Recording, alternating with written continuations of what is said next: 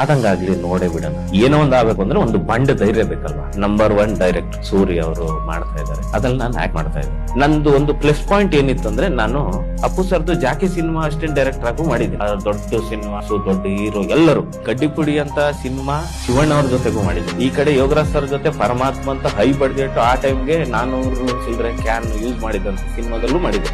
ಏನು ಇಲ್ಲದೆ low budget ಇರೋ ಸಿನಿಮಾನು ಮಾಡಿದ್ದೆ. ಅದರಿಂದ ಎಕ್ಸಾಂಪಲ್ ಏನಂದ್ರೆ, ಯಾವ ಕತೆಗೆ ಯಾವ ಪ್ರೊಡಕ್ಷನ್ ಕ್ವಾಲಿಟಿಗೆ ಹೆಂಗ್ ಕೆಲಸ ಮಾಡಬೇಕು. ಹೈ ಬಡ್ಜೆಟ್ ಸಿನಿಮಾದಲ್ಲಿ ಎಲ್ಲ ಅರೇಂಜ್ ಆಗುತ್ತೆ, ಅರೇಂಜ್ ಮಾಡೋದಕ್ಕೆ ಎಲ್ಲದಕ್ಕೂ ಜನ ಇರ್ತಾರೆ. ಆದ್ರೆ ಮಿನಿಮಮ್ ಬಡ್ಜೆಟ್ ಸಿನಿಮಾದಲ್ಲಿ ಒಬ್ಬನೇ ಎಲ್ಲದನ್ನು ಅರೇಂಜ್ ಮಾಡಬೇಕು. ಆ ಕೆಪಾಸಿಟಿ ಬಂದ್ರೆ ಯು ಕ್ಯಾನ್ ಸರ್ವೈವ್ ಎನಿವೆ. ನೀವು ಚಿಕ್ಕ ಸಿನಿಮಾ ಆದ್ರೂ ಮಾಡಬಹುದು, ದೊಡ್ಡದಾದ್ರು ಮಾಡಬಹುದು, ನೀವು ಪಾತ್ ತಿನ್ಕೊಂಡಾದ್ರೂ ಮಾಡಬಹುದು, ಬಿರಿಯಾನಿ ತಿನ್ಕೊಂಡಾದ್ರೂ ಮಾಡಬಹುದು, ಬಟ್ ಸಿನಿಮಾ ಮಾಡ್ತೀರಿ. ಯಾಕಂದ್ರೆ ಎಕ್ಸ್ಪೀರಿಯನ್ಸ್ ಇರುತ್ತಲ್ಲ. ನನ್ನ ಕ್ಯಾರೆಕ್ಟರ್ ನೀವೆಲ್ಲರೂ ಇವನು ಪೆದ್ದ ಸೋಬರ್ ಹುಡುಗ ಯಾವಾಗ್ಲೂ ಹಿಂಗೆ ಇರ್ತಾನೆ, ನನ್ನ ಕ್ಯಾರೆಕ್ಟರ್ ಬೇರೆ. ನೀವು ಆ ಸಿನಿಮಾ ನೋಡ ಅನ್ಸುತ್ತೆ ಇವ್ ನಂಗೆ ಇರ್ತಾನೆ, ಹಂಗೆ ಇದಾನೆ ಅಂತ ಯಾಕೆ ಅನಿಸ್ತು ಅಂದ್ರೆ,